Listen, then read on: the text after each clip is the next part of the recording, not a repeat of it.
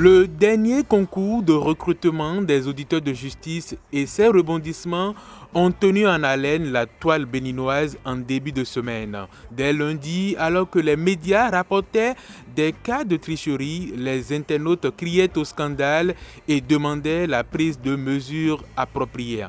C'est donc tout naturellement que les réactions ont été immédiates à l'annonce de l'annulation du dit concours sur la page Facebook du gouvernement.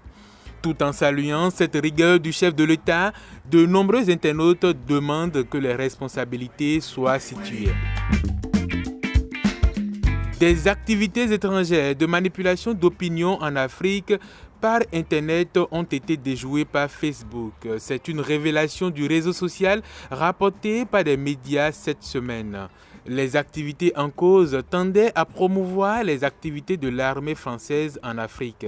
À cette fin, des publications de divers profils et pages louaient par exemple l'intervention française au Sahel dans le cadre de la lutte contre les groupes djihadistes.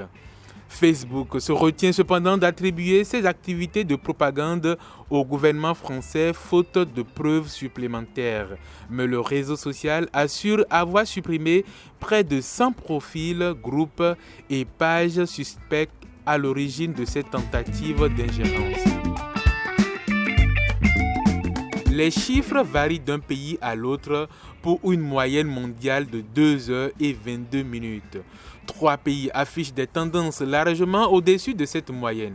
Au Nigeria, par exemple, deuxième pays du classement, le temps moyen passé par les internautes sur les réseaux sociaux est estimé à 3 heures et 42 minutes. Les deux autres pays du top 3 sont les Philippines, au premier rang pour près de 4 heures, et le Brésil qui affiche une moyenne de 3 heures 38 minutes. En bas du classement, on retrouve le Japon avec moins d'une heure de connexion aux réseaux sociaux par jour.